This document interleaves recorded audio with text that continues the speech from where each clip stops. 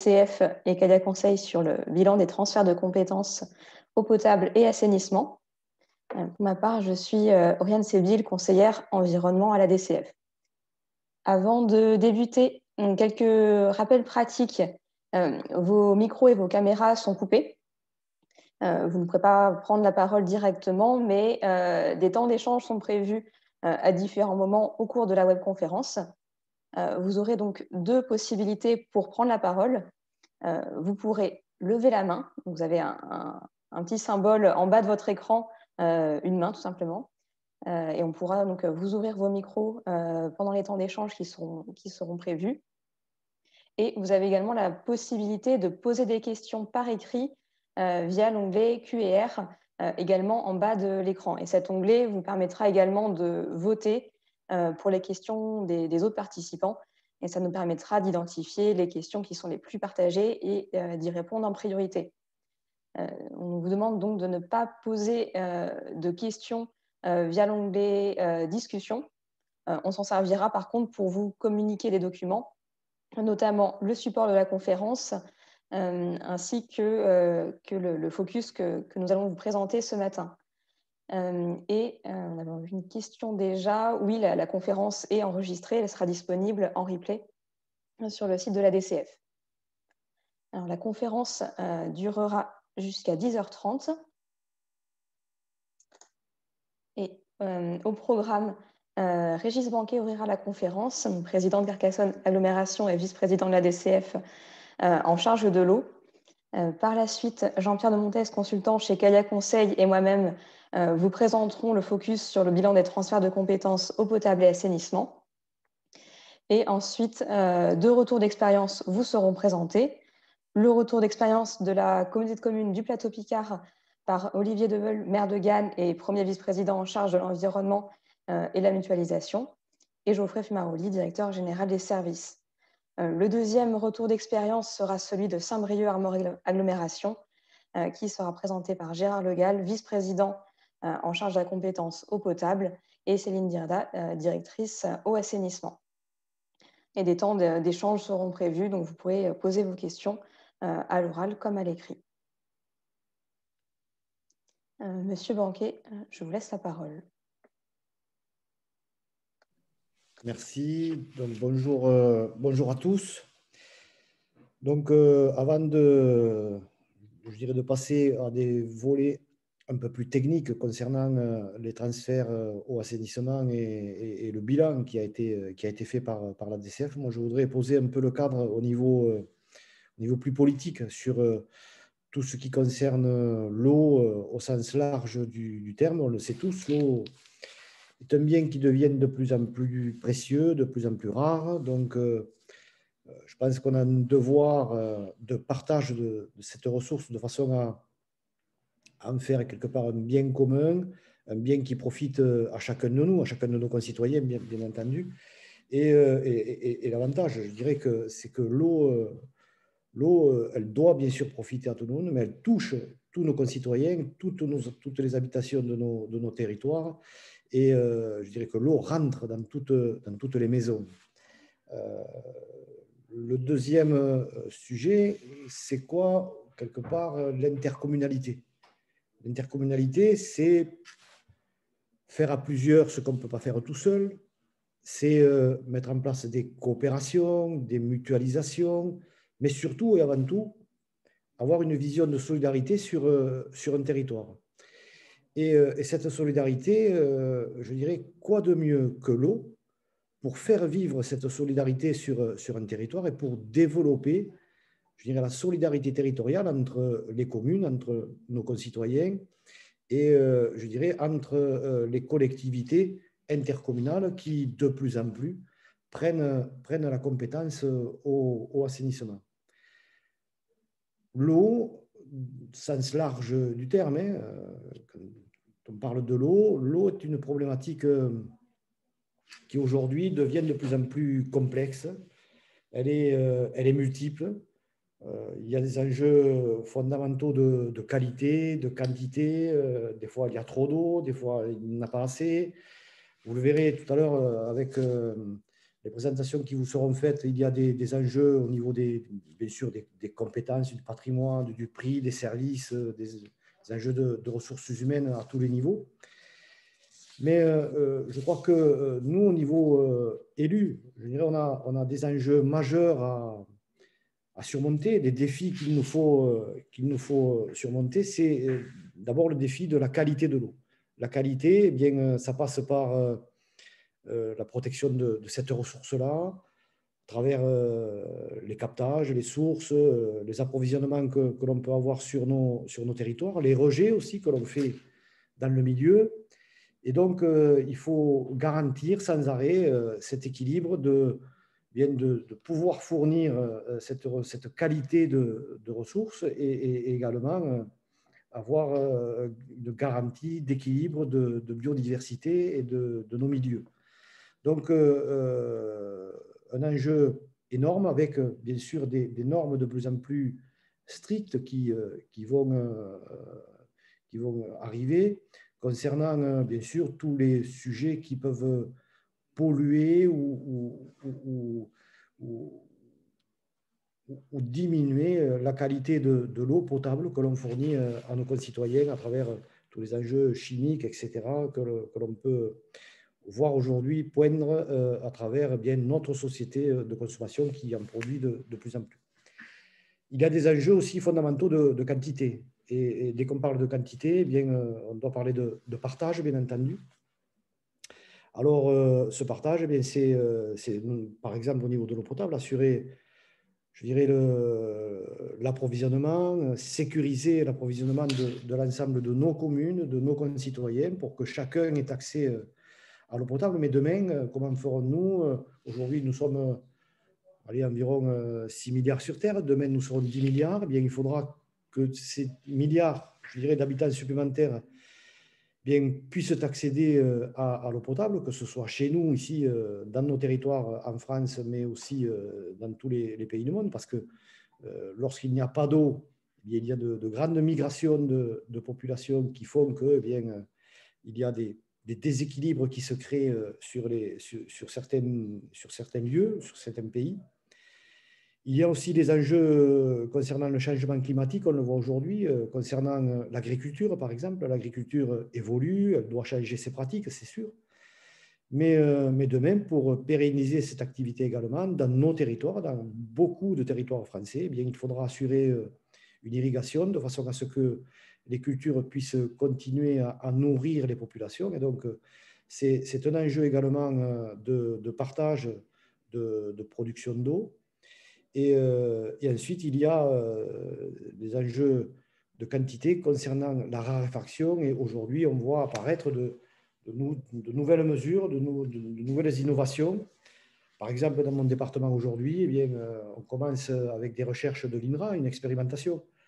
On irrigue des vignes avec de l'eau qui est issue de stations d'épuration. Donc, juste après le traitement, eh cette eau est transportée et va irriguer des vignes. Et on regarde aujourd'hui, à titre expérimental, bien entendu, ce que peut donner une vigne irriguée avec de l'eau issue d'une station d'épuration. Donc, des enjeux, je dirais, de quantité, donc de partage et de sécurisation de la ressource, et des enjeux également, lorsqu'il y a trop d'eau, de protection de nos populations. On le voit aussi dans tous les territoires français, et plus particulièrement sur les territoires méditerranéens, par exemple, des événements climatiques qui font que, bien, aujourd'hui, des inondations de plus en plus violentes, de plus en plus destructrices touchent nos territoires. Et donc, cela veut dire qu'il faut travailler sur la résilience de ces territoires, bien entendu, mais surtout les réorganiser, les réorienter de façon à ce que bien, tous ces territoires puissent garantir une protection de leur population. Donc, on le voit, des enjeux majeurs pour les prochaines années, des enjeux qui sont interdépendants et qui touchent vraiment, je dirais, tous les sujets d'aménagement du territoire. L'eau devient le sujet transversal par excellence sur toutes nos politiques publiques. Et quelque part, eh bien, par exemple, nous, à Carcassonne, on en a fait le fil rouge du SCOT, de notre schéma de cohérence territoriale, parce que l'eau touche tous les sujets et impacte toutes nos politiques publiques. Et c'est pour cela qu'à travers, je dirais, ce fil rouge, eh bien, c'est aussi la création d'une direction unique pour que cette direction unique puisse appréhender la globalité de la politique de l'eau, non seulement à travers l'eau, l'assainissement, mais aussi, comme je vous l'ai dit, tout ce qui touche à l'eau brute, l'irrigation, la protection des populations, etc., etc. Donc on le voit, je dirais que l'eau devient et deviendra, j'en suis convaincu, le sujet majeur de nos politiques publiques dans les prochaines années. Et il est normal que beaucoup d'élus, beaucoup de territoires se posent des questions. Aujourd'hui, le législateur a fait en sorte de programmer quelque part le transfert de la compétence eau assainissement vers l'intercommunalité. Ce transfert, aujourd'hui, il touche à peu près la moitié des intercommunalités françaises. Hein, et petit à petit, on va voir arriver de nouveaux territoires dans ces périodes de transfert. Et donc, ces enjeux qui se jouent maintenant au niveau territorial, ces enjeux de solidarité, qui induisent bien sûr de nouvelles organisations politiques sur nos territoires, que ce soit sur des harmonisations de tarifs, harmonisation de gestion, harmonisation de services, etc. Donc, on dit même prix, même service, etc. Donc, on a aujourd'hui des enjeux majeurs sur ces politiques de l'eau. Et je dirais que, quelque part, ma plus grande fierté aujourd'hui, au niveau de l'agglo de Carcassonne, par exemple, c'est que ce transfert a eu lieu partiellement en 2009, totalement en 2013. Et bien sûr, comme partout, il y avait des communes, surtout les plus petites, surtout les plus indépendantes, souvent en termes de ressources, étaient vent debout contre ce transfert, contre, je dirais, la perte de compétences de l'eau et de l'assainissement, ce qui pouvait, je dirais, se comprendre, bien entendu, mais je dirais à l'usage. Et je dirais, après l'expérience vécue de la solidarité, qui fait qu'aujourd'hui, eh bien, les investissements sont programmés, interviennent dans toutes les communes, y compris les plus petites qui ne pouvaient pas faire ces investissements-là.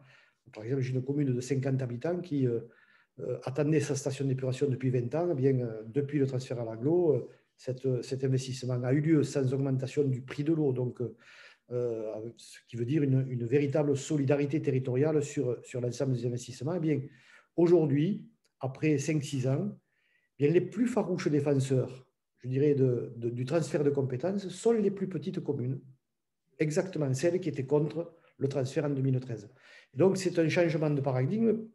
C'est la pédagogie par l'exemple, quelque part, qui a fait qu'aujourd'hui, eh bien, ces élus, ces communes qui étaient opposées, eh bien aujourd'hui sont d'ardents défenseurs de ce transfert et quelque part je dirais de l'idée que bien, les territoires doivent s'organiser et devenir, que l'intercommunalité devienne quelque part une autorité organisatrice, je dirais, de la politique de l'eau dans son ensemble, parce que c'est à ce niveau-là, au niveau territorial, bien que peuvent se décider et s'organiser toutes les politiques de solidarité pour l'ensemble des communes. Donc, et aujourd'hui, vous allez le voir à travers le bilan qui va vous être proposé et tous les aspects techniques concernant tous ces transferts de compétences. Je crois qu'aujourd'hui, bien, le message que je voudrais vous faire passer, c'est que ces problèmes de transfert d'eau et d'assainissement qui suscitent souvent des débats très vifs, très clivant entre souvent petites communes et plus grandes agglomérations, eh bien, ce transfert ne doit pas être vécu, je dirais, de façon négative.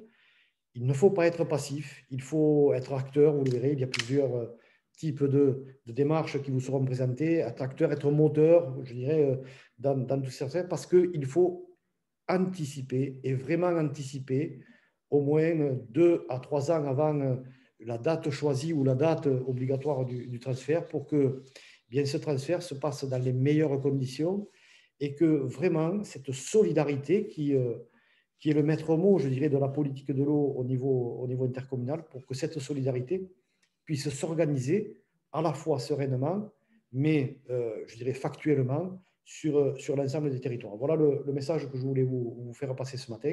Et je vais laisser maintenant la parole à Oriane et je ne me rappelle plus, et à Jean-Pierre, voilà, c'est ça, au technicien de Calia, pour vous présenter, je dirais, plus techniquement, je dirais, le bilan de ces transferts de compétences et donc les attitudes, quelque part, et à avoir et les écueils à éviter lorsqu'on s'engage dans ce transfert.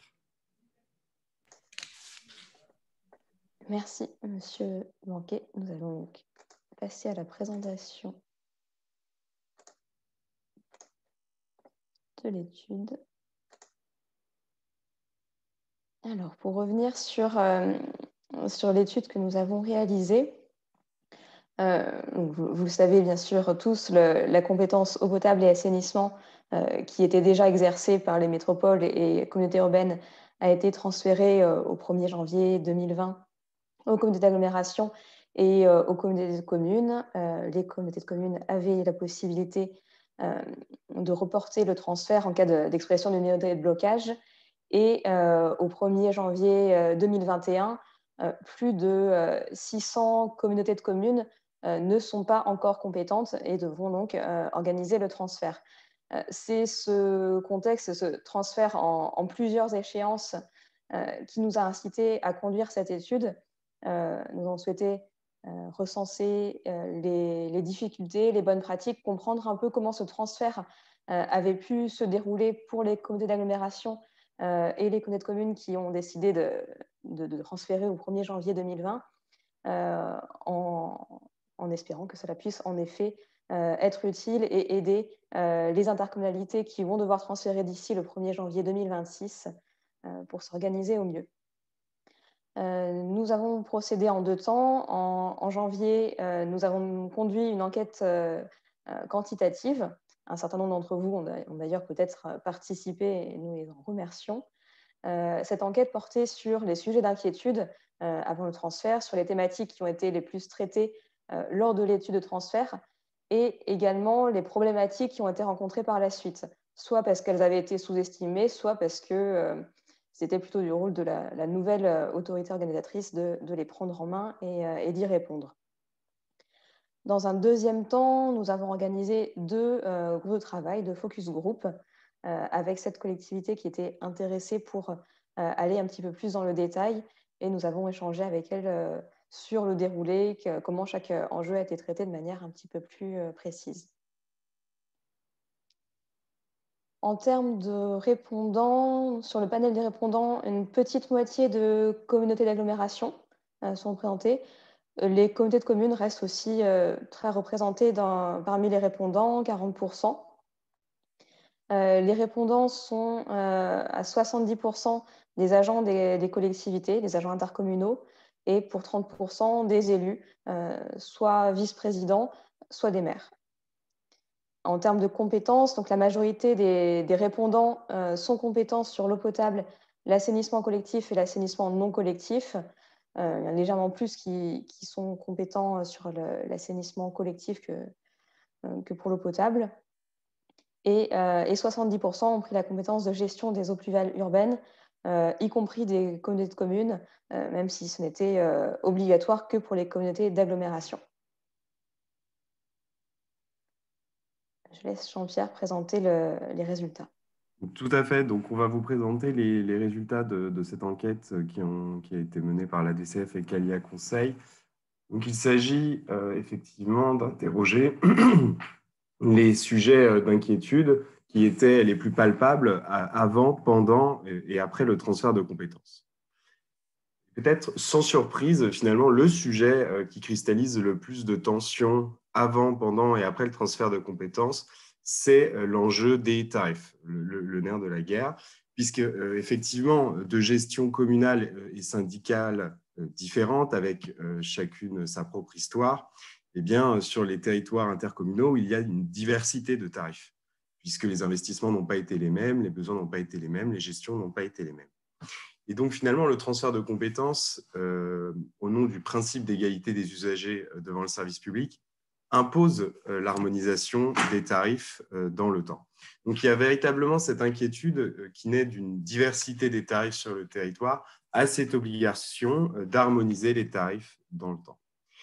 Et ce que l'on constate également, c'est que cette crainte est renforcée par une autre, si je pourrais dire presque anomalie, c'est l'absence d'obligation de transfert des excédents budgétaires.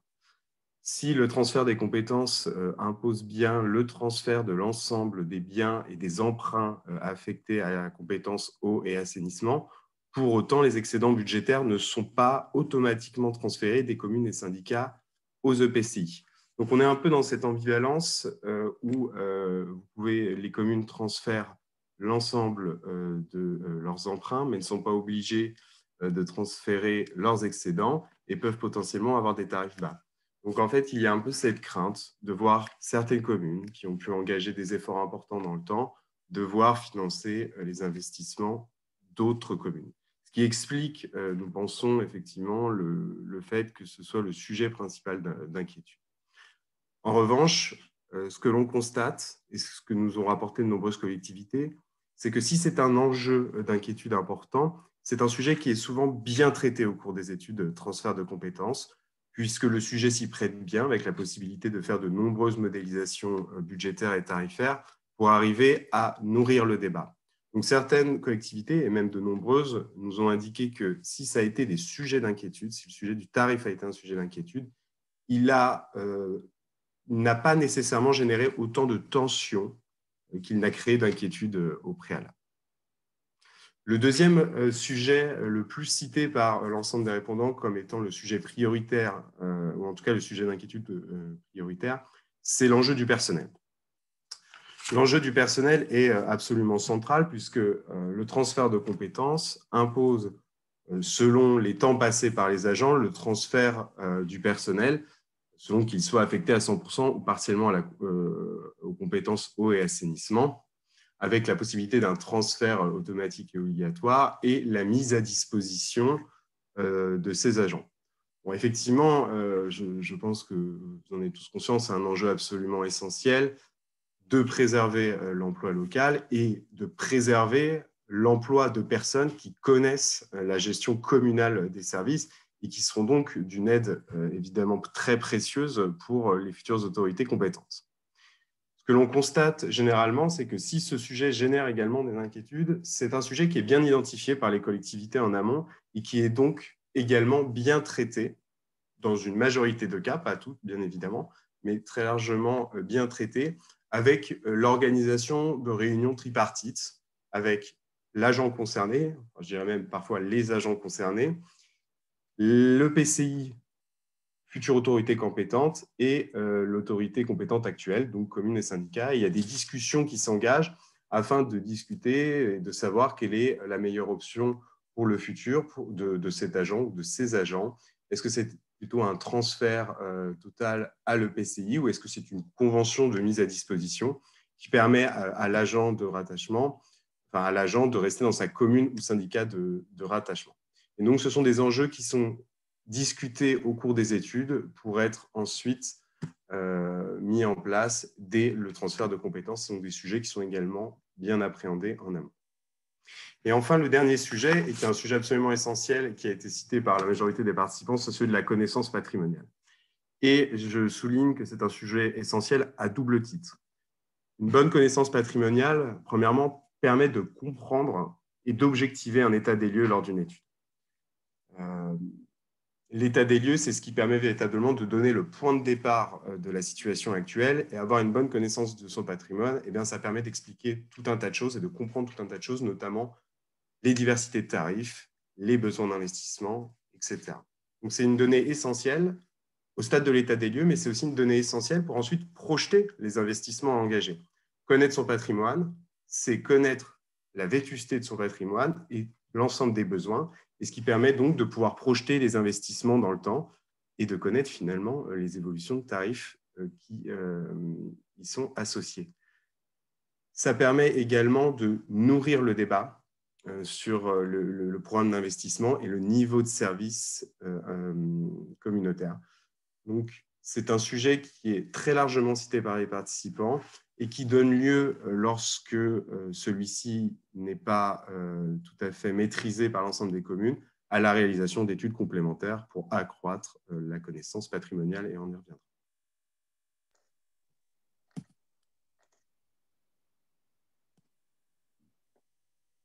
Alors, sur les sujets suivants, le sujet des modes de gestion était globalement perçu comme pas nécessairement inquiétant a priori. C'est un sujet important en tous les cas de discussion au cours de l'étude et par la suite également, notamment s'il y a des différents modes de gestion sur le territoire et en fonction également des échéances de fin de contrat.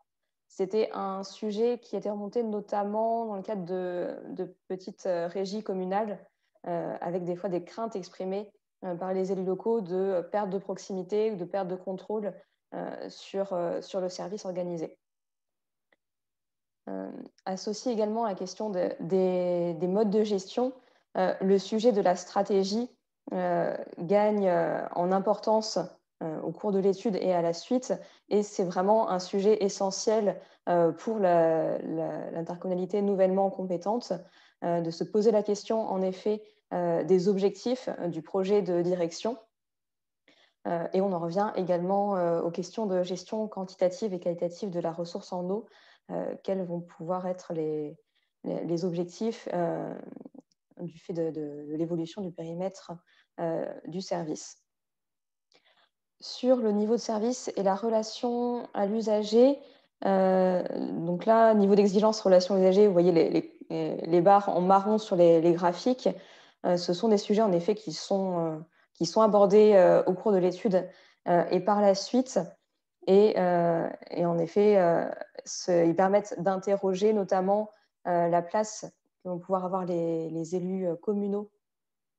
Je citais juste à l'instant la question de la proximité à l'usager. Et en effet, les élus locaux peuvent avoir un rôle extrêmement important, à la fois en effet pour répondre aux questions des usagers et également en termes de connaissances patrimoniales. On y reviendra juste après dans les recommandations du fait de l'expérience qu'ils peuvent avoir sur ces questions-là. Sur le dernier sujet, les syndicats, ce n'est pas forcément un sujet qui est identifié comme particulièrement problématique. Dans certains cas précis, ça a pu être le cas, mais globalement, il a été bien traité dans le cadre des études.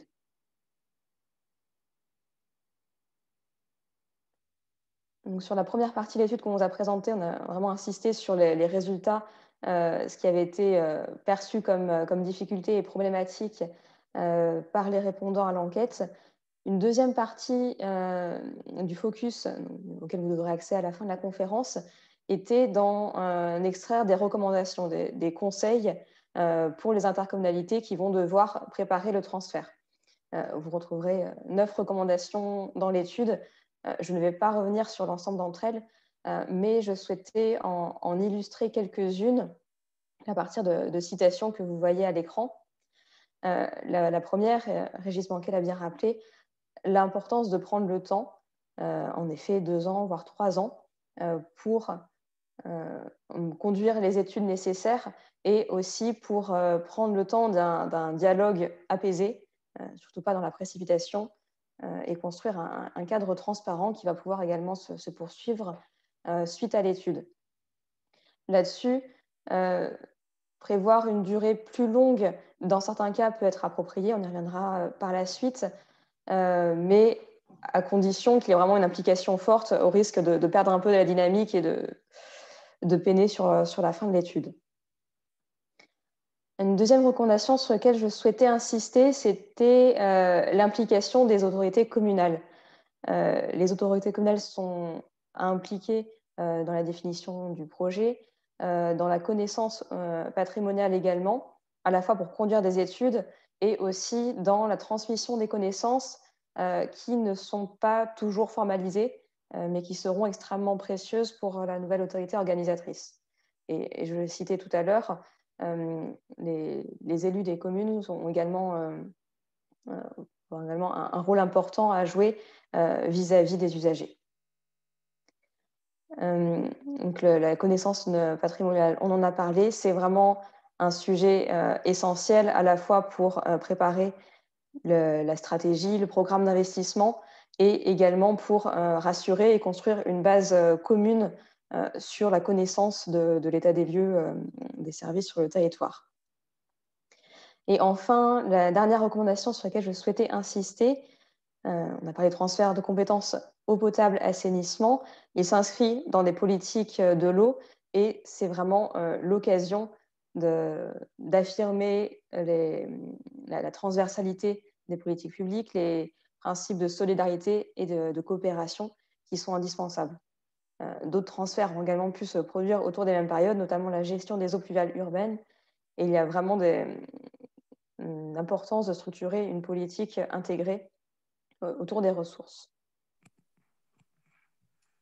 Et la dernière partie de ce travail que nous avons mené, elle consiste à se poser la question finalement de l'attitude que peuvent adopter les communautés de communes, les 600 communautés de communes qui n'ont pas encore qui n'ont pas encore les compétences eau et assainissement et qui devront le faire d'ici la date butoir de 2026. On rappelle que 2026, c'est une date butoir. Il est tout à fait possible d'anticiper la prise de compétences et de se saisir de ces deux compétences avant cette date, même si des minorités de blocage peuvent se reconstituer. On a identifié 3 postures possibles pour ces communautés de communes. La première, et c'est celle que nous n'allons pas recommander, bien évidemment, c'est la posture attentiste, c'est-à-dire je ne souhaite pas anticiper le transfert de compétences, je ne souhaite pas m'intéresser aux gestions existantes et j'attends le dernier moment pour lancer une étude de préfiguration, c'est-à-dire 2025. Donc, je n'anticipe pas, je ne prends pas le temps et globalement, je m'en remets finalement aux nouveaux élus qui prendront les mandats en 2026. C'est évidemment la posture qu'on ne recommande pas. On va plutôt recommander ce qu'on a appelé, par exemple, le scénario acteur. C'est-à-dire, je suis une communauté de communes qui souhaite anticiper la prise de compétences avant 2026. Et donc, je m'intéresse à mon territoire. Et je sais que sur mon territoire, il y a certaines communes qui ont une connaissance patrimoniale qui est parcellaire. Et bien donc, je pousse sur un certain nombre de communes de mon territoire ou de syndicats la réalisation de schémas directeurs ou en tout cas d'études visant à améliorer la connaissance patrimoniale pour pouvoir ensuite mener une étude de préfiguration de prise de compétences eau et assainissement. Ça, c'est déjà un pas intéressant pour préparer le transfert de compétences.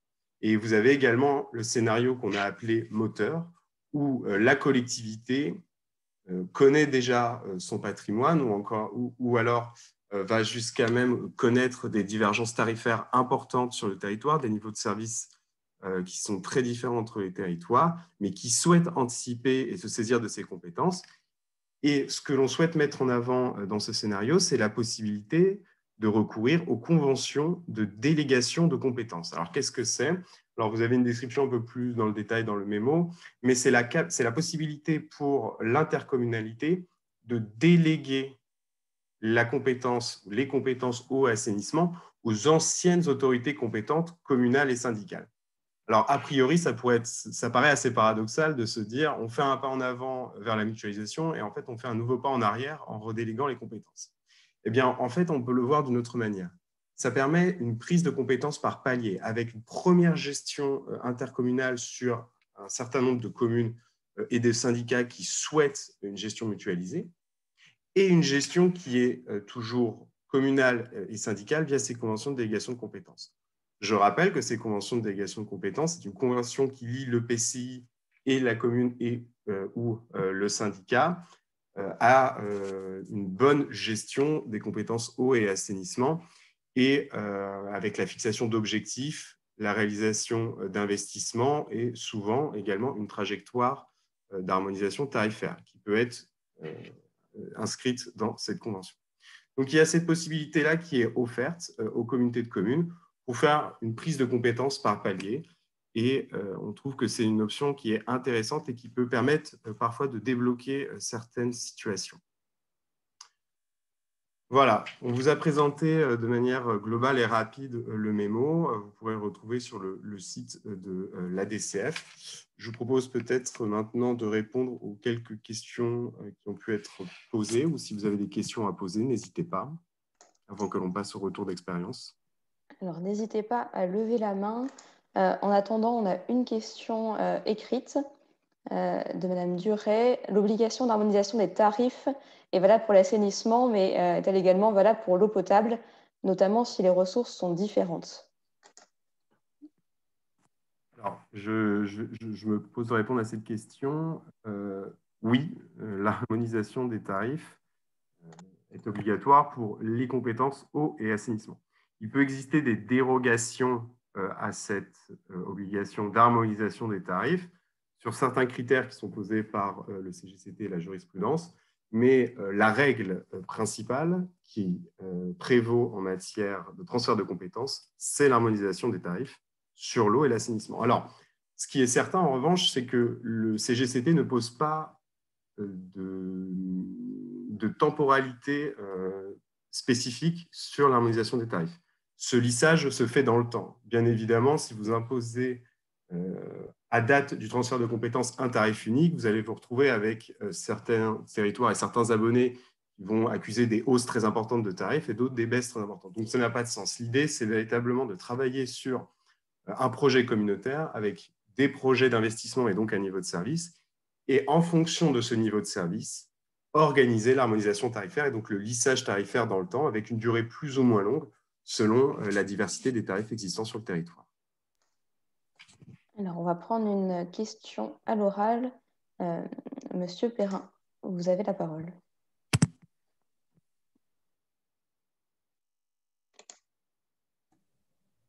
Monsieur Perrin, vous devez pouvoir ouvrir votre micro. Oui, ça y est, je parlais sans micro. Vous avez parlé tout à l'heure d'inquiétude au niveau des RH. Comment c'est traduit en milieu rural, hein, on est une communauté de communes de 66 communes pour 20 000 habitants. Comment c'est traduit en milieu rural le passage entre le bénévolat réalisé par les élus dans les petites communes et la prise de compétences? Merci pour cette question. C'est une question qui est très importante. Effectivement, l'ensemble des études qu'on a pu conduire, que ce soit d'ailleurs dans des agglomérations ou des communautés de communes, on constate que les élus s'impliquent très fortement sur les compétences eau et assainissement et réalisent un travail bénévole sur un tas de sujets, que ce soit des sujets techniques ou administratifs. Partant de ce constat-là, il faut pouvoir ensuite réfléchir lorsque des scénarios de transfert de compétences sont mis en place sur la manière de compenser ce travail bénévole qui ne sera plus réalisé par les élus. Et donc, il y a plusieurs manières de le penser. Ça peut passer par, bien évidemment, des recrutements, des mises à disposition d'agents. Ça peut également passer par une réflexion plus globale sur les modes de gestion et la manière de faire. Donc, à vrai dire, il y a différentes manières d'appréhender les choses. Ce qui est certain, c'est qu'effectivement, on passe d'un coût masqué, un travail bénévole, à une charge supplémentaire dans le cadre d'une gestion mutualisée au niveau intercommunal.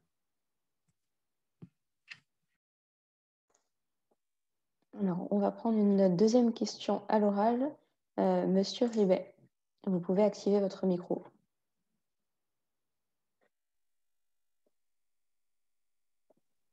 Votre micro est ouvert, normalement, on ne vous entend pas pour l'instant.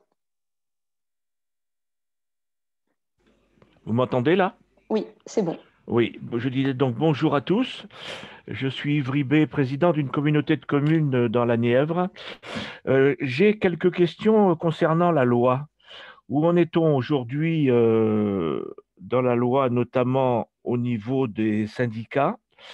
Il y avait pendant un moment, pour que les syndicats subsistent, ils devaient être sur, je crois, 2 ou 3 intercos. Parce que notre projet, nous, ça serait éventuellement de créer un gros syndicat en en regroupant 2 ou 3 et de transférer la compétence à ce syndicat. Et donc, je voudrais savoir où on en est aujourd'hui avec les lois. Voilà, si vous pouviez me répondre. C'est effectivement une question très intéressante parce que, comme vous l'avez noté, depuis la loi NOTE de 2015, il y a quand même eu une série d'évolutions législatives qui ont même d'ailleurs parfois plus complexifié la compréhension des choses que simplifié. Ce qu'il faut avoir en tête, c'est qu'initialement, l'idée du législateur, c'était de conserver les syndicats qui étaient à cheval sur au moins 3 établissements publics de coopération intercommunale et avec les évolutions législatives successives. Désormais, les syndicats situés sur 2 EPCI sont en capacité de se maintenir. La règle est celle-ci. Il se trouve également qu'avec la règle qu'on a évoquée de la convention de délégation de compétences, il est également possible de continuer à travailler avec des syndicats qui seraient intégralement compris dans le périmètre communautaire. Voilà. Donc, ce qu'il faut avoir en tête, c'est que la règle, à date du transfert de compétences, c'est que les syndicats hors convention de délégation de compétences qui ne sont pas assis, ou en tout cas dont le périmètre administratif n'est pas sur au moins 2 EPCI, sont dissous. D'accord, donc c'est toujours là où on en est à ce jour, et on entend dire que cette loi de transfert obligatoire serait en 2026, serait éventuellement redébattue, notamment au Sénat, et qu'elle risquerait d'être soit annulée, soit prorogée. Qu'en est-il exactement?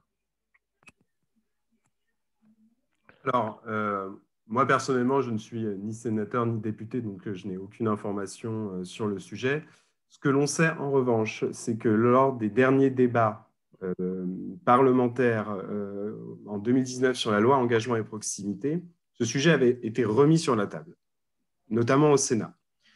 Il a été constamment rejeté l'ensemble des amendements qui allaient dans le sens, premièrement, d'une abrogation de cette obligation pour les communautés de communes et d'une abrogation de cette obligation même pour des communautés d'agglomération de taille, on va dire, relativement faible par rapport à d'autres. C'est-à-dire intégrer une discrimination par la taille visant à permettre aux petites communautés d'agglomération en termes d'habitants de ne pas prendre les compétences. Donc, je ne peux véritablement pas répondre à cette question parce que je n'en sais rien, je ne sais pas de quoi l'avenir sera fait. Ce que je sais simplement, c'est que les récents débats parlementaires sur le sujet n'allaient absolument pas dans le sens d'un retour en arrière sur l'obligation de transfert des compétences. Alors, nous allons passer au retour d'expérience. Donc, il y a un certain nombre de questions à l'écrit auxquelles on n'a pas eu le temps de répondre. On y reviendra par la suite, à la fin de la conférence. Pour un certain nombre de questions, elles trouveront peut-être leur réponse également dans une note juridique sur le transfert de compétences eau potable et assainissement publiée par la DCF, qui a été mise à jour en 2020. On vous communiquera également le lien. Et s'il y a des points qui ne sont pas abordés, on s'assurera pour vous y répondre par la suite. Effectivement, on va pouvoir passer au retour d'expérience. Donc, on va commencer par le premier qui est celui de la communauté de communes du Plateau Picard. Donc, je remercie encore une fois Geoffroy Fumaroli et M. Olivier Debeul de leur participation. Monsieur Geoffroy Fumaroli, vous êtes directeur général des services de la communauté de communes et M. Olivier Debeul, vice-président en charge des compétences au assainissement, plus largement des compétences environnement. Peut-être pour bien comprendre votre situation et votre retour d'expérience, est-ce que vous pourriez nous présenter un petit peu le contexte dans lequel a été menée cette étude de transfert de compétences qui est particulier puisque vous êtes une communauté de communes et vous n'aviez pas d'obligation particulière légale de prendre ces compétences? Oui, bonjour à tous.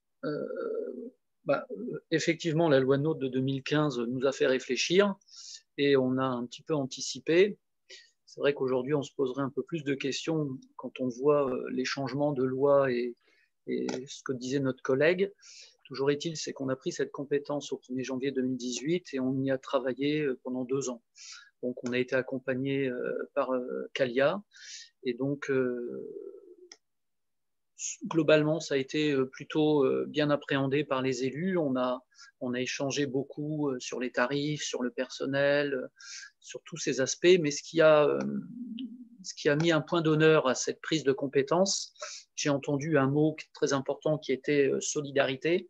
C'est que nous, à l'inverse de ce mot très, très noble et très beau, l'ensemble des élus voulaient aussi préserver leurs travaux leurs travaux effectués jusqu'à présent. Donc, en fait, cette prise de compétence a été acceptée et partagée et on a pu travailler sereinement quand on a pris quand on a signé un pacte et on a pris une délibération qui nous permettait de garder les actifs et les excédents dans chaque ancienne structure. Donc, on a repris 33 structures ainsi que du personnel, mais l'engagement de la collectivité, c'était d'avoir un budget eau, un budget assainissement, mais avoir une compta analytique sur nos 33 anciennes structures.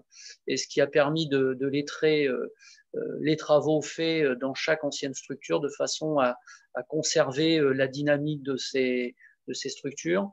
On a pris l'engagement dans le temps jusqu'en 2020, donc de 2018 à 2020, pas de changement de tarif. Et à partir de 2020, donc on va harmoniser le tarif de l'eau sur les 12 prochaines années.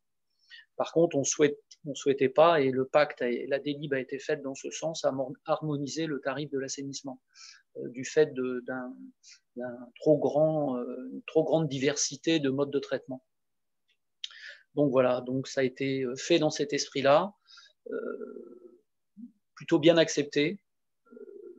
2 ans, c'est peut-être un peu trop court, et bon, Geoffrey pourra en parler un peu plus, mais on a mis l'accent dans ces 2 ans sur l'aspect administratif, l'aspect personnel, ce qui est important, et je pense qu'on a sous-estimé l'aspect patrimonial.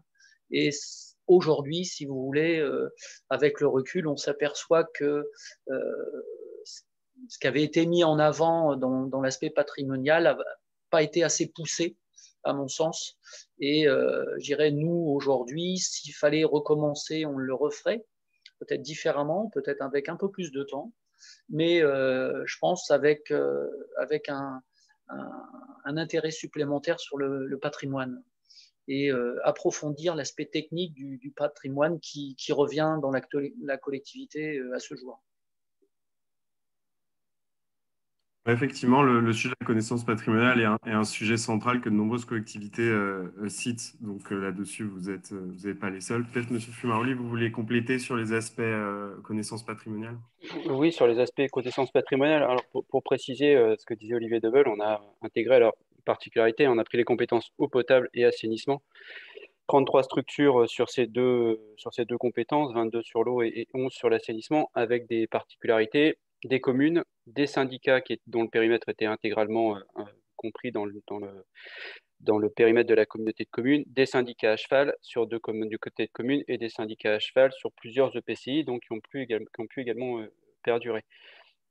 Donc voilà, ce qui au final représentait effectivement un enjeu et enfin, en tout cas une difficulté complémentaire sur voilà, ce que disait Olivier Deveul, la connaissance patrimoniale qu'on avait intégrée dans l'étude d'accompagnement, mais effectivement qu'on avait sous-estimé, pensant que les élus ou les techniciens, enfin beaucoup les élus, puisqu'effectivement on avait très peu d'équivalents temps plein sur l'ensemble de ces structures-là, avaient une très bonne connaissance, où les délégataires, on avait la particularité d'avoir des modes de gestion également différents. On avait de la régie directe, de la régie avec prestation de services, de la délégation de services publics. Et dans le protocole d'accord qui a été signé entre les élus, enfin, quand on a pris la compétence, on a été intégré le fait qu'on conserve les modes de gestion actuels, au moins jusqu'à l'extinction des DSP ou des prestations de services, et on se poserait la question. Aujourd'hui, on réfléchit à élargir un peu plus la régie avec prestations de services, mais ce sera peut-être un sujet sur lequel Olivier Deveul reviendra également par ailleurs. Donc effectivement, ces 3 années, maintenant, enfin, voilà, ça fait 3 ans qu'on a la compétence, on a appris à connaître le patrimoine, ce qui était un vrai sujet, un vrai enjeu. Et le deuxième élément aussi sur lequel vraiment, enfin, moi je pense qu'il est important d'approfondir les sujets, c'est les connaissances financières. On est parti, voilà, on a fait remonter un certain nombre d'informations dans le cadre de l'étude, mais on voit bien que à la fois la connaissance patrimoniale purement technique et la connaissance patrimoniale au niveau comptable C'est vraiment des éléments qui nous ont manqué, qui nous manquent encore aujourd'hui.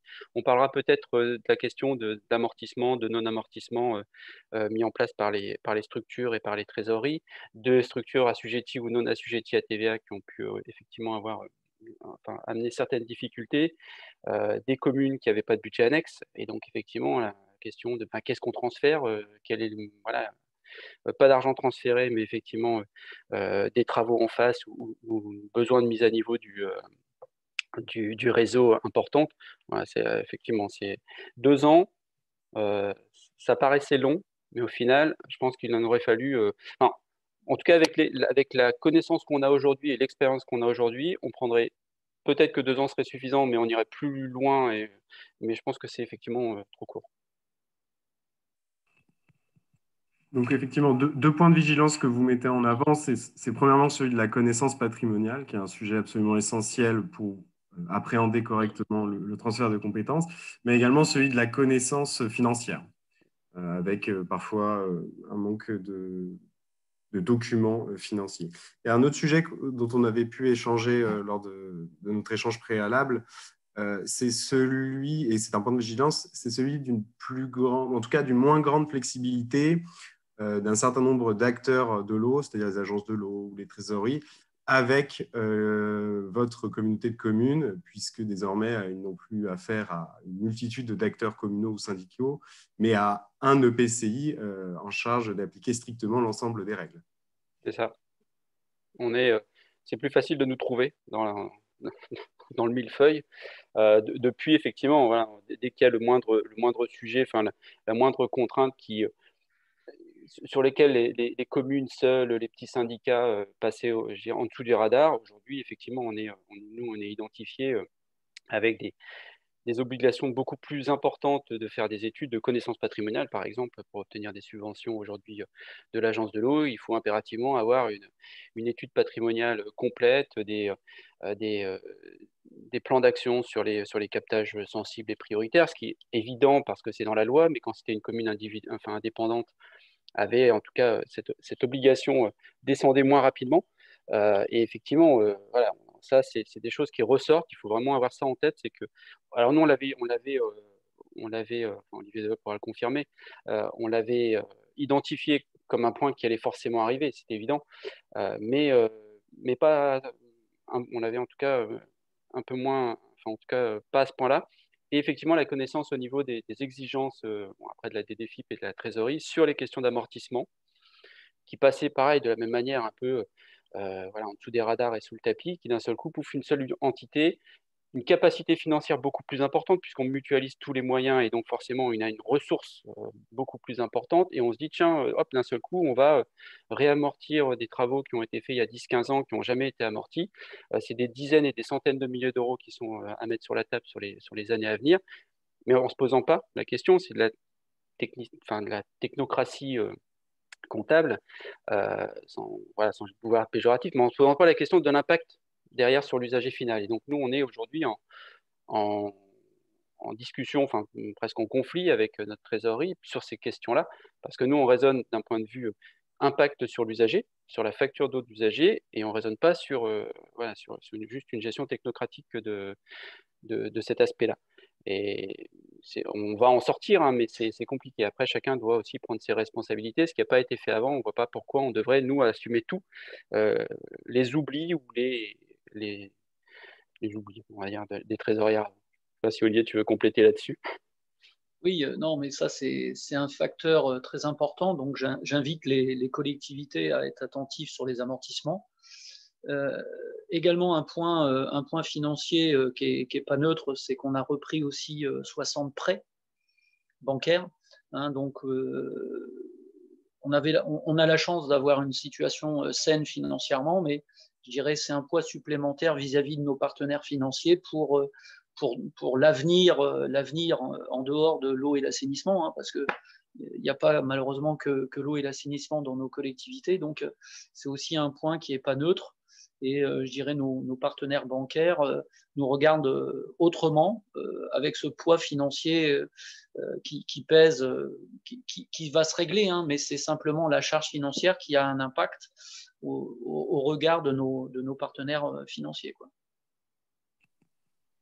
Tout à fait. Et vous parliez, Monsieur Debeul, d'un protocole d'engagement que vous avez conclu avec, en tout cas qui a été signé par l'ensemble des communes, qui a fait l'objet d'une délibération, me semble-t-il, au sein de vos conseils communautaires. Est-ce que vous pouvez nous en dire un petit peu plus sur un peu la genèse de ce protocole et est-ce que vous considérez que ça a été un des facteurs qui a facilité le transfert de compétences? Absolument. Sans ce protocole, je pense que l'engagement des élus et le climat du conseil communautaire, on est 52 communes, on a 80 délégués, aurait été beaucoup plus difficile. Bon, on a tous des collègues, hein, on a des collègues avec qui l'entente est tout à fait cordiale, hein, et ça perdure, mais bon nombre de maires ou de ex-présidents de syndicats, quand on a commencé à étudier et discuter en 2016 de cette prise de compétences, ont vu globalement le bonheur de pouvoir faire financer ce qu'on n'a pas fait jusqu'à présent par l'assiette générale de la collectivité. Donc, et c'était pour certains une opportunité de rattraper le retard. Pour d'autres, c'était une grande inquiétude sur leurs excédents et sur le bon travail que certains avaient fait et pour un grand nombre avaient fait au fil des années. Donc, le mot solidarité est un beau mot, hein, c'est noble, ça a un bon sens, mais ça a aussi certaines limites, hein, donc il faut être attentif à cet aspect-là. Et sans ce pacte et sans cet accord, je pense que les choses ne se seraient pas passées pareil.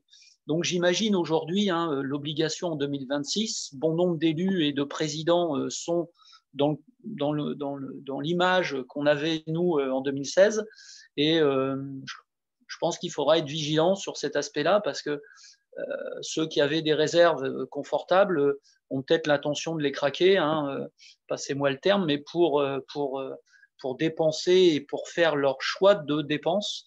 Et à l'inverse, certains vont peut-être imaginer qu'en 2026, tout ce qu'on n'a pas pu faire ou tout ce qu'on n'a pas voulu faire sera fait par l'assiette générale. Donc voilà, nous, tout ça a été réglé et je dirais aujourd'hui, le fait de pouvoir garantir à nos ex-syndicats de flécher leurs excédents et leurs travaux, c'est tout à fait bien abordé.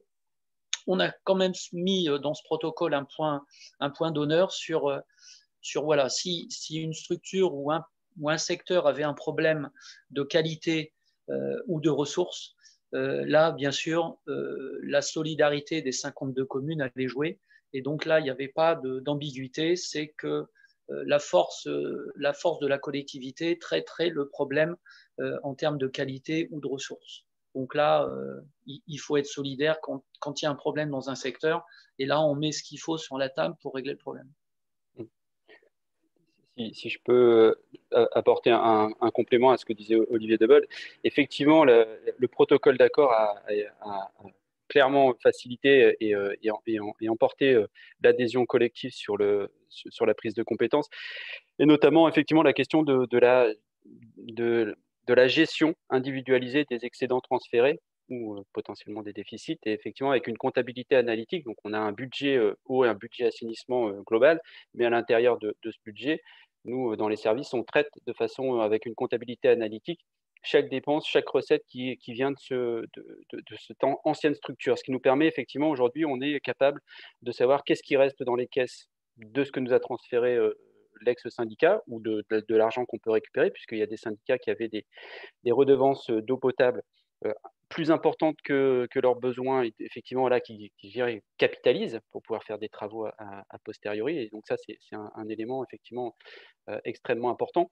Et ce qui a du coup dans le protocole d'engagement qu'évoquait Olivier Debeul, le fait de dire quand il y aura des travaux qui sont à faire, si l'argent n'a pas été transféré, on augmentera la redevance ou on fera un prêt, mais ce sont les abonnés de ce service-là qui devront payer, ce qui a effectivement réglé la problématique du transfert des excédents.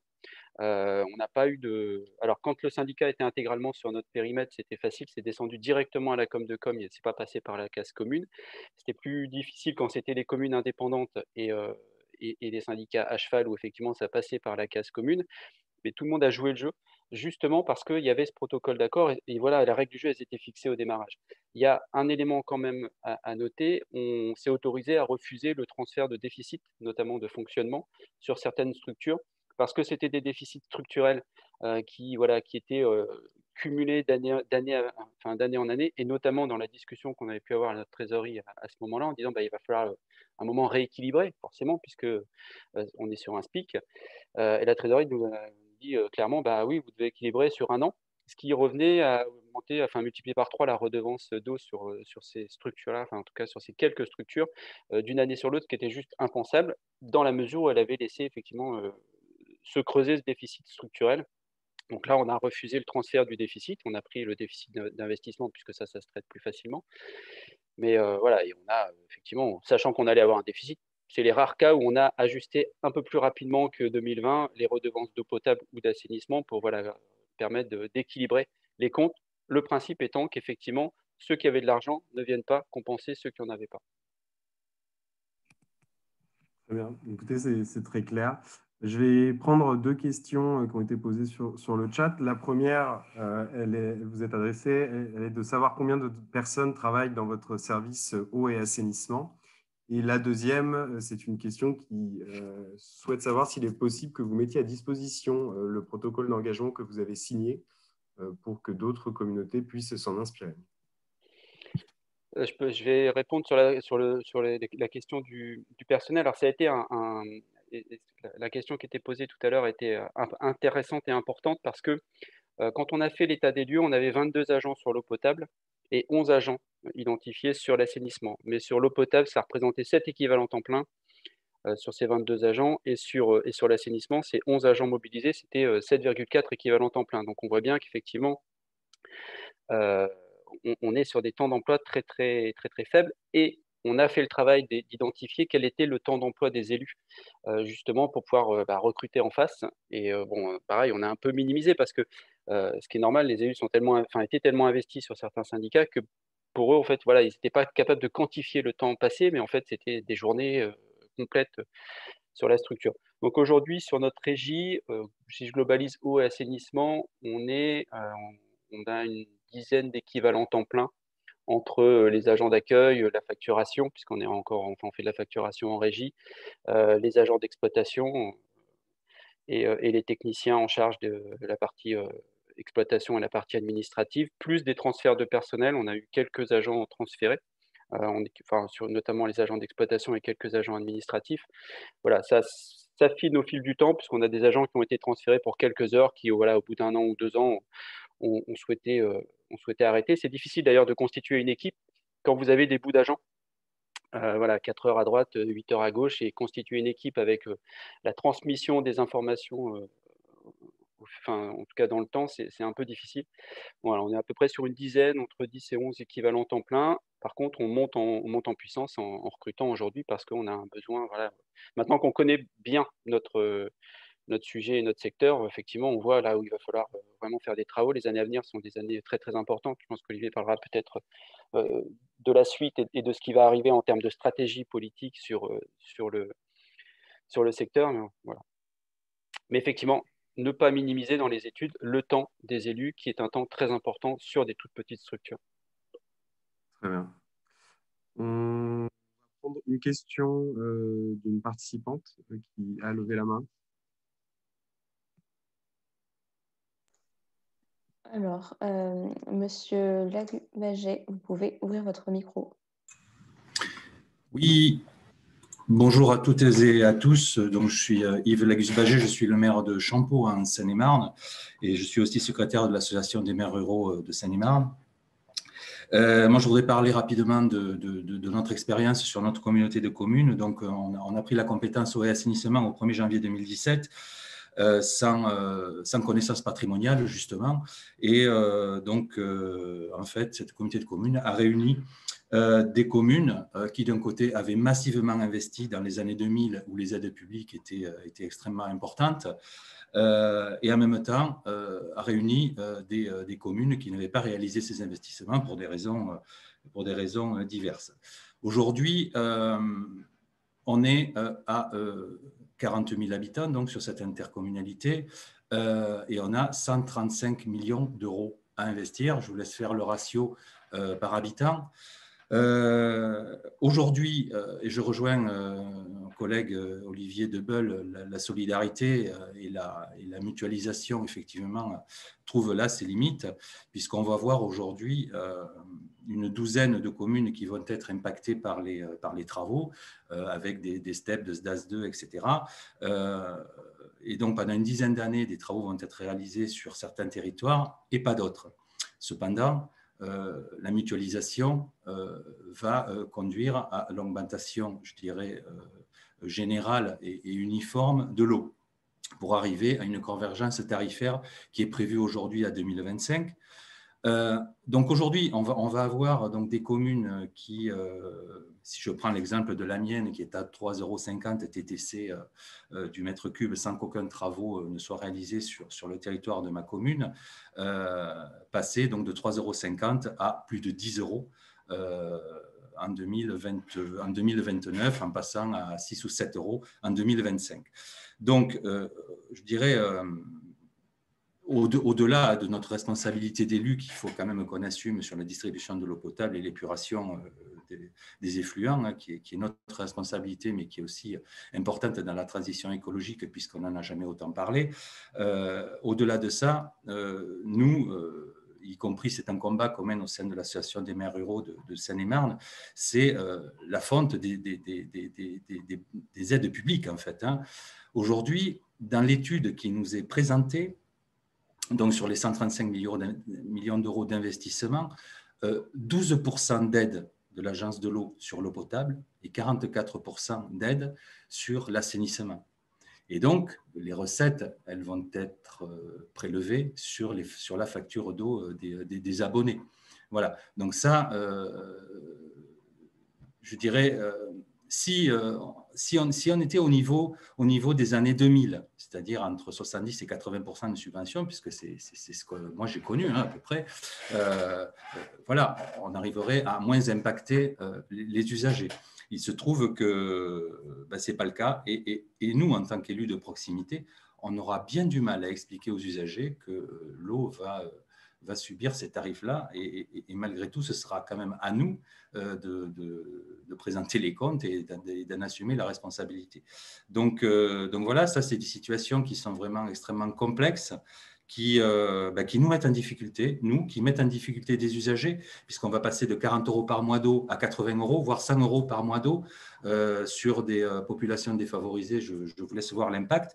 Et voilà, moi, je n'ai pas peur de le dire, par le vote que notre communauté de communes risque de faire dans les jours qui viennent, on va contribuer à une fracture sociale grave et importante. Voilà. Donc, c'était ma remarque. Je n'ai pas plus de questions que ça. Et je trouve voilà, la démarche de nos collègues, M. Debeul et Fumaroli, extrêmement intéressante dans le protocole déjà, hein, puisque voilà, les choses ont été mises au clair au départ. Ce qui ne s'est pas passé chez nous. Et clairement, nous, on est dans une impasse, quoi. Voilà. Donc là, j'en ai terminé. Merci beaucoup. Écoutez, merci pour votre retour qui était intéressant. Effectivement, c'est un enjeu essentiel que vous pointez là, et d'autres communautés auront à y faire face. Juste avant de passer au prochain tour d'expérience, simplement pour finir la question, Monsieur Debeul, est-ce qu'il serait possible de publier le protocole d'engagement que vous avez conclu?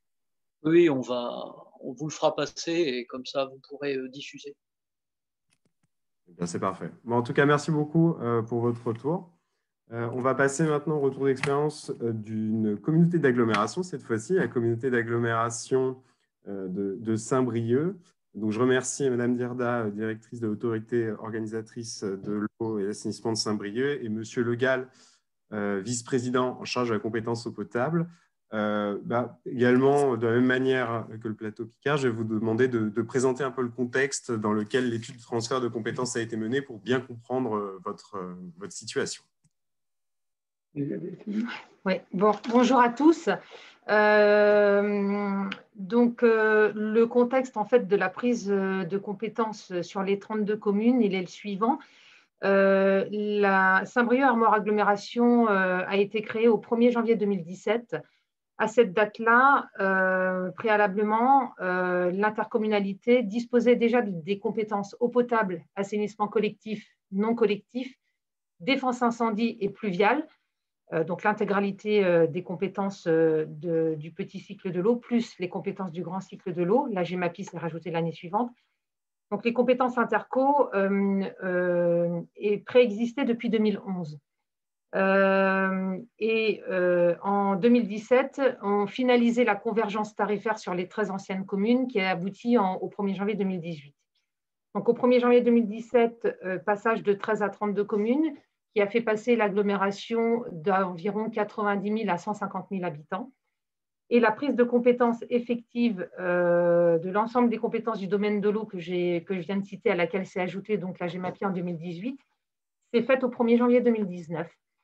1er janvier 2019, avec une étude de transfert préalable qui a consisté en l'élaboration d'une prospective financière avec la définition d'un PPI et des niveaux de service, l'élaboration d'une structure tarifaire et la mise en place d'une convergence qui est en place donc sur 5 années, le tarif unique étant prévu au 1er janvier 2023. Étude qui s'est également focalisée sur l'organisation des modes de gestion avec la définition d'un scénario cible qui interviendra également au 1er janvier 2023 avec la répartition d'une mixité des modes de gestion à la fois en régie et en délégation de services publics sur le territoire et donc une organisation progressive de la mise en place de ces modes de gestion entre le 1er janvier 2019 et le 31 décembre 2022. Il y a eu également un travail qui a été conduit sur la délimitation de la compétence de la gestion des eaux pluviales urbaines, ainsi qu'un autre volet aussi vis-à-vis du contexte de ce transfert de compétences qui a été la mise en conformité du statut des agents, puisque à l'occasion de la prise de compétences, il y a eu une régularisation administrative suite à des remarques de la Cour des comptes qui avaient été faites en 2014 sur les 13 communes et l'obligation de passer d'une régie simple à une régie à autonomie financière.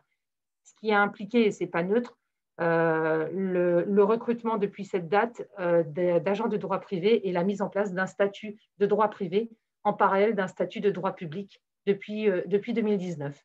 Voilà pour brosser rapidement le contexte. Je ne sais pas si vous voulez ajouter quelque chose, Monsieur Le Gall.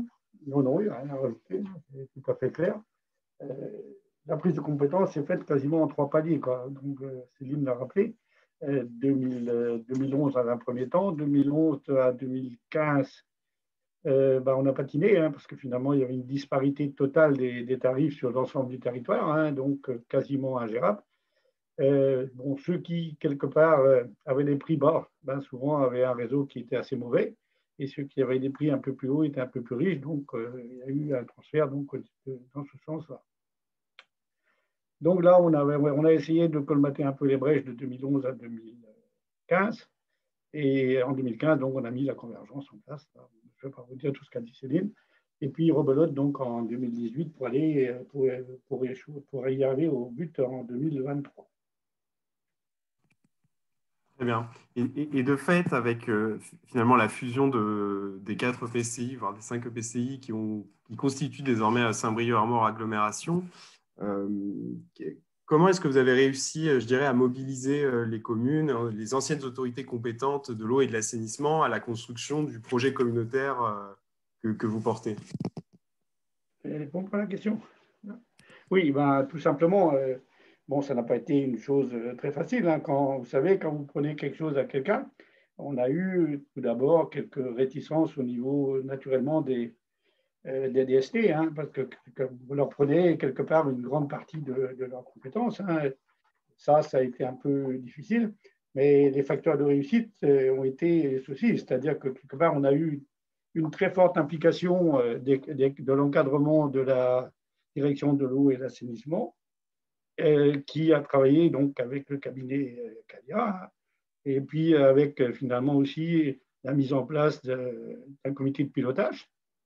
Et on a eu la chance d'avoir chaque fois sur ce qu'on a proposé des votes à l'unanimité donc du conseil d'agglomération. Donc avec ça, disons que la route était ouverte, mais bon, ça ne s'est pas fait sans embûche puisque on a un territoire assez disparate, on a des communes de 1000 habitants et une centre qui est à, comment je dirais, pas loin de 50 et quelques mille habitants, 50 000 habitants.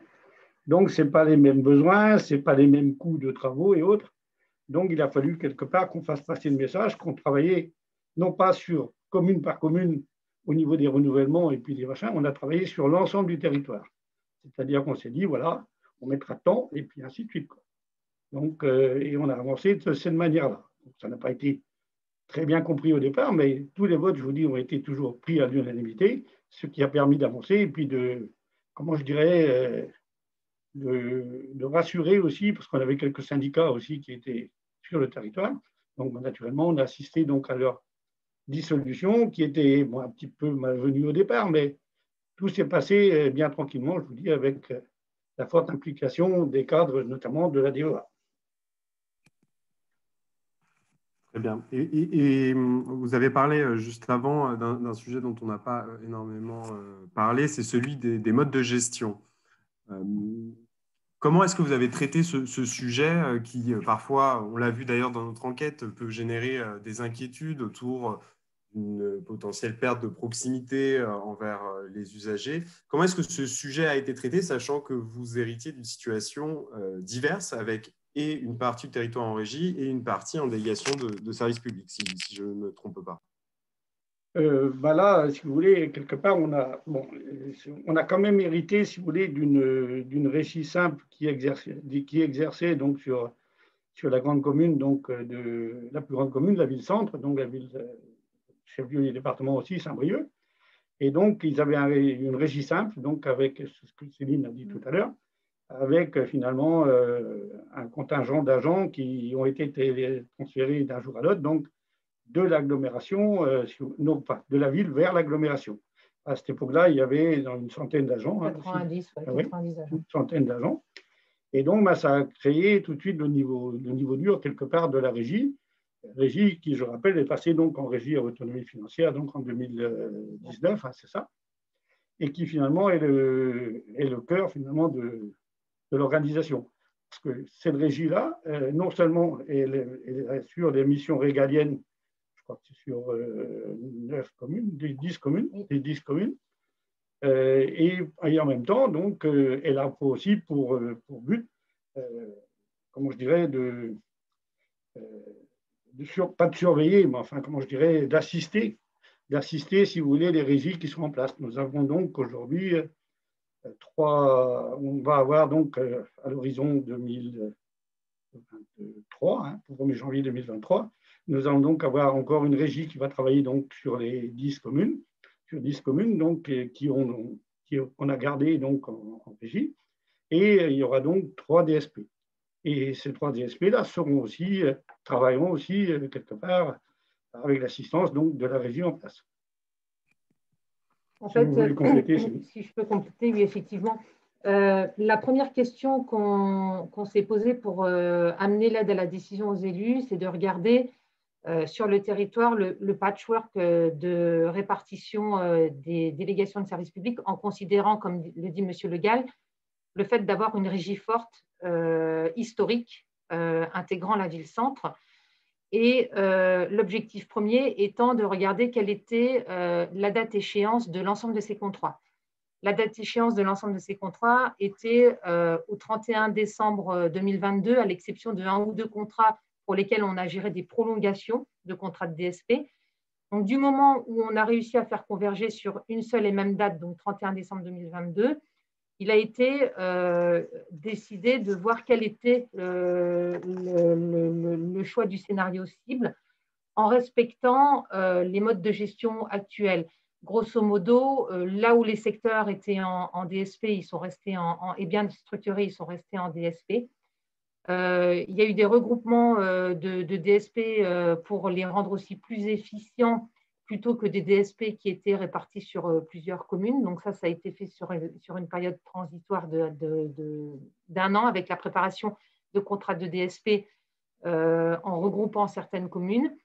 Et puis, il y a eu tout un secteur, le secteur sud du territoire, qui était géré de manière communale par un certain nombre, c'était 9 communes, je crois, où là, il y a eu une décision de passer en délégation de service public.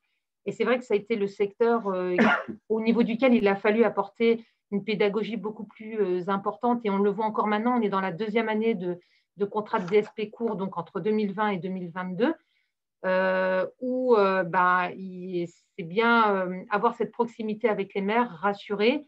Le délégataire également en place travaille énormément avec les communes, puisqu'on voit bien, il y a quand même ce ressenti d'avoir perdu des pratiques, d'avoir perdu un petit peu cette proximité sur la compétence assainissement. Mais je dirais qu'elle se travaille dans le temps et au fur et à mesure, les choses se lissent et puis rentrent dans l'ordre, quoi. Oui, c'est très intéressant ce que vous dites. Et finalement, maintenant que le transfert de compétences est abouti, même s'il vous reste plein d'autres chantiers, j'en suis sûr, que ce soit l'harmonisation tarifaire ou des travaux, finalement, quelle serait votre principale recommandation que vous feriez à une communauté de communes qui va devoir se saisir de cet enjeu et mener une étude de transfert de compétences? Quelle serait en fait votre principale recommandation à leur faire pour réussir le transfert de compétences? Alors, en termes de recommandations, c'est un petit peu, je rejoins les propos qui ont été avancés par la collectivité précédente, par le plateau Picard. C'est-à-dire qu'il faut essayer de s'appuyer au maximum sur les documents de planification quand ils existent. Donc, nous, sur le territoire, ils étaient partiels, hein. Là où ils existaient, on les a repris. Là où ils n'existaient pas, on est allé voir en direct avec les communes. Mais je dirais que la première ossature sur lesquelles il faut s'appuyer, c'est la connaissance patrimoniale. Nous, on a eu toute une démarche proactive sur la régie et qu'on applique dans nos contrats de DSP, de bancarisation de cette connaissance patrimoniale, puisque derrière, c'est la colonne vertébrale sur ensuite la planification, de nos travaux. Donc ça, c'est la première chose. La deuxième chose, c'est pour les collectivités qui choisissent des modes de gestion mixtes comme nous, c'est de veiller lors des contrats de passation de DSP à cette notion de niveau de service et de considérer le parallélisme entre la régie et les délégations de services publics avec nous, je citais, donc il y a eu les SIG, il y a eu également tout ce qui tournait autour de la radio relève, où l'objectif, la finalité étant un même service rendu aux usagers sur l'ensemble des 32 communes. Donc ça, il faut pouvoir le traduire progressivement aussi parce que les délégations de services publics ne sont pas toutes parties avec le même niveau d'exigence sur les contrats préexistants. Donc, il faut pouvoir les niveler dans le temps, de même que la régie, hein. Il faut pouvoir niveler dans le temps chacun de ces niveaux de service et les faire converger progressivement dans les contrats ou de DSP ou avec la régie pour servir cette finalité d'un service rendu sur l'ensemble des 32 communes. Voilà. Je rajouterais, après, tout dépend, mais nous, le volet RH a été un gros volet de par... et puis socialement, un point très fort, hein, une régie historique très ancrée, passage d'un droit public à un droit privé, mise en place du Conseil social et économique avec des règles différenciées. Bon, c'est très important. Et donc, au regard de ce que je dis là, un des gros points à ne pas négliger, nous, on en a pâti de par la construction aussi progressive de l'agglomération qui va bien au-delà des compétences au assainissement, c'est vraiment veiller au bon dimensionnement des services supports. Je parlais des RH, je parle des finances, je parle des marchés publics.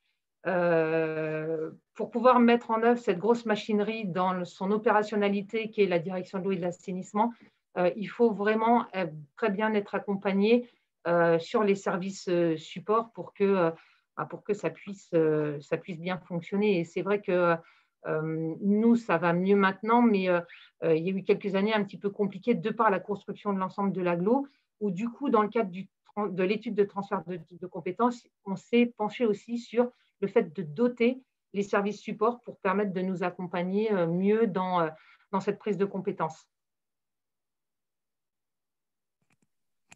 Oui, c'est très important ce que vient de dire Céline, là, parce que quelque part, oui, c'est.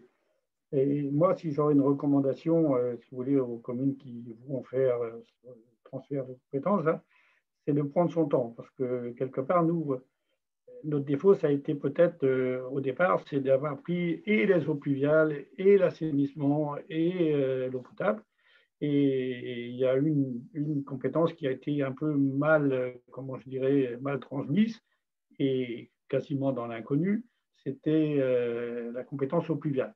Aujourd'hui, ben, comme vous le savez, la compétence eau pluviale, elle est sur le budget général. Donc, naturellement, surtout pas depuis 7 ans de crise, hein, si vous voulez, comment je dirais, les capacités financières du budget général sont relativement plus faibles que celles de l'eau et de l'assainissement. Ce qui veut dire qu'aujourd'hui, on a environ 4 millions par an sur le budget eau pluviale plus défense incendie. Il nous en faudrait beaucoup plus et on a quelques petits problèmes, si vous voulez, pour accompagner des fois les travaux qu'on fait sur le réseau eau potable et eau usée. Hein. Donc, moi, je crois qu'il faut là, parce que vous savez, quand le transfert a été fait, on posait la question, on n'a jamais pu quelque part avoir au niveau des communes ce qui était réellement eau pluviale et ce qui était réellement voirie, puisque c'était le même service qui faisait le travail. Et aujourd'hui, ben, on s'aperçoit qu'on a quelques lacunes, là, puis d'autant plus qu'on est zone côtière, et on a finalement une obligation quelque part au niveau des plages et autres, au niveau de la qualité, si vous voulez, des eaux de baignade et autres. Donc là, on a vraiment du travail, mais on va s'y atteler, puis on y arrivera, il n'y a pas de souci. Effectivement, ce que vous dites, c'est très intéressant. Prendre son temps, ça a été une recommandation très largement faite par l'ensemble des participants. Et pour compléter ce que vous dites, je rappelle que pour les communautés de communes, il n'y a pas l'obligation en 2026 de se saisir de la compétence eau pluviale urbaine. Au assainissement, c'est une obligation. En revanche, à la différence d'ailleurs des communautés d'agglomération qui avaient cette obligation, les communautés de communes n'auront pas l'obligation de se saisir de la compétence eau pluviale urbaine. Merci beaucoup pour votre retour. Oui. Je peux juste effectivement rebondir sur ce qui a été dit sur les services supports et sur un autre élément, je me permets. Effectivement, nous, on avait minimisé les conséquences sur les services supports et notamment en comptabilité. Donc, on a dû effectivement rapidement renforcer ces postes-là. Sur les RH également, et notamment parce que c'est une autre façon d'appréhender les RH, effectivement, de mixer des agents publics et des agents sous statut privé. Ce n'est pas la même façon d'appréhender les choses et les services RH n'étaient pas forcément non plus formés, ni d'ailleurs nos éditeurs de logiciels, qu'il a fallu effectivement faire aussi, obliger en tout cas d'accompagner là-dessus. Je voudrais également préciser juste je pense que c'est peut-être dans l'étude également, la difficulté qu'il peut y avoir dans le transfert de la compétence eau potable, c'est que ce n'est pas la défense incendie. Et souvent, dans les communes et dans certains syndicats, on mixait un peu les deux. Et quand vous êtes sur la compétence eau potable et que vous avez des demandes de renforcement, de travaux, etc., mais que quand vous creusez, que vous vous rendez compte que c'est de la défense incendie, la répartition du coût des travaux est également à poser sur la table, puisque là, pour le coup, c'est plus le service public d'eau potable qui doit payer les travaux de renforcement ou de sécurisation en défense incendie. Ce qui n'était pas forcément le cas dans les anciennes structures, parce que voilà, c'était historiquement, ça fonctionnait comme ça. Mais c'est un sujet qu'il faut pas négliger de mettre également assez rapidement sur la table, parce que ça ressortira très très vite. Voilà. Merci. Donc, merci beaucoup pour vos retours différents. On va essayer de répondre à quelques questions qui ont été posées sur le chat et ensuite, je ne sais pas si on pourra faire une communication annexe avec des réponses qu'on apportera aux questions qu'on n'a pas pu traiter. Je pense qu'il y a une question qui vous était adressée M. Fumaroli, sur le fait de savoir comment est-ce que vous avez pu refuser des déficits de fonctionnement, ce que vous avez évoqué tout à l'heure. C'est une délibération concordante entre la commune et l'intercommunalité. On n'a juste pas signé le PV de transfert. On a refusé, dans la délibération, on n'a pas accepté. Ce n'est pas automatique, c'est comme les communes ne sont pas obligées de transférer. Vous avez votre compte de résultat, la commune peut décider de ne transférer 100% à 0%. Et de la même manière, si elle décide de nous transférer, nous, comme c'est une délibération concordante, on peut refuser, en tout cas, on a refusé le transfert. Effectivement, je confirme que légalement, il est possible de refuser les déficits qui vous sont transférés de la part des communes.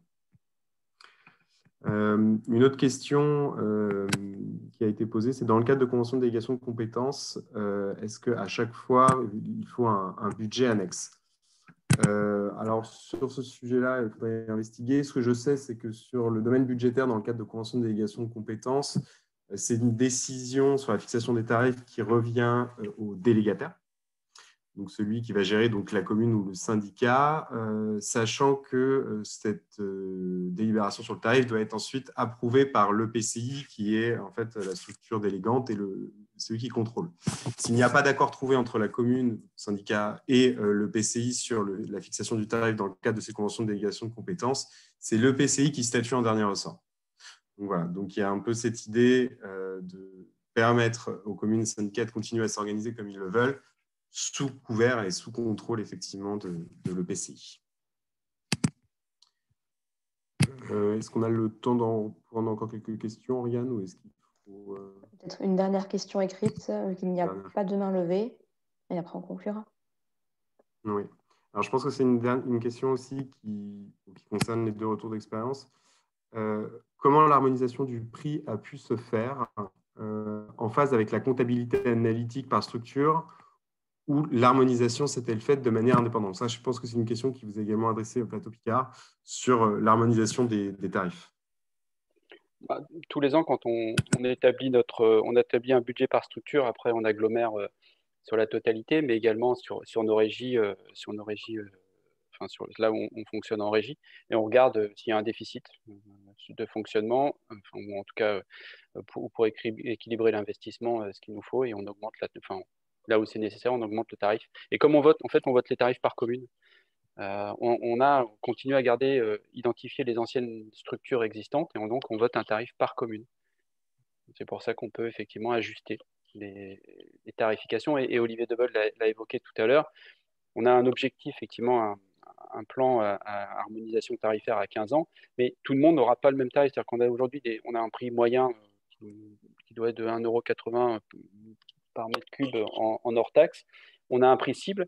On a des collectivités qui sont très au-dessus de ce prix cible, donc qui vont progressivement baisser, pas trop, et des collectivités qui sont très, très, très en deçà même du prix moyen aujourd'hui, qui, eux, vont monter avec des marges beaucoup plus importantes.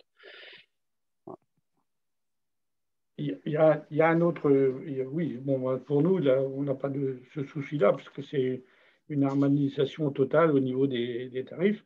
Il y a un autre point peut-être qui mériterait d'être regardé, puis bien appréhendé aussi par les communautés d'agglomération quand ils se mettent en place, surtout au niveau de l'eau et de l'assainissement. Ne pas oublier que le premier point de renseignement, c'est les mairies. C'est les mairies, donc bien quelque part informer les accueils des différentes conditions et autres, et qui remontent après vers les services concernés. Mais ça, c'est quelque chose de très important, parce qu'il n'y a rien de pire que quelque part qu'un usager qui vient à la mairie et qu'on n'est pas capable de renseigner parce que finalement, il n'a pas le bon numéro. Enfin bref, vous voyez un peu ce que je veux dire. Même si c'est inscrit sur la facture, eh ben, eux, ils connaissent le maire, donc ils vont le voir et ils disent attends, il y a quelque chose qui ne va pas. Donc ça, cette histoire de communication, là, pour moi, est très importante. Et c'est d'ailleurs ce que Céline demande quelque part aussi aux délégataires, c'est de se mettre bien en rapport avec les mairies. Et voilà. Et puis, quelque part, dernièrement, il y a bien une mairie qui nous a demandé aussi qu'on transmette quelque part les diagnostics et les ITV réalisés sur un territoire. Donc, comme ça, tout le monde travaille en osmose et je crois que ça, c'est aussi un gage de réussite et une condition. Nous allons conclure. Désolée pour les questions qu'on n'a pas pu prendre. On essaiera de répondre aux questions écrites en tous les cas. Merci beaucoup à nos intervenants. Dans l'onglet discussion, on a partagé 3 liens. Donc, vous avez le focus sur le bilan des transferts de compétences, la note juridique qui pourra peut-être apporter quelques éléments de réponse et également le support de la conférence. Donc, en tous les cas, le replay de la conférence sera également disponible sur le site de la DCF et le lien du focus y sera également. Donc, le mot de la fin, c'était pour vous rappeler, je pense que les intervenants ont bien insisté là-dessus, d'anticiper, de prendre le temps et d'impliquer en effet assez largement l'ensemble des acteurs. Je vous remercie. Je vous souhaite une bonne journée à tous. Merci à tous. Bonne journée. Bonne journée. Bonne journée. Bon, ça va peut-être trop compliqué. Ouais, non.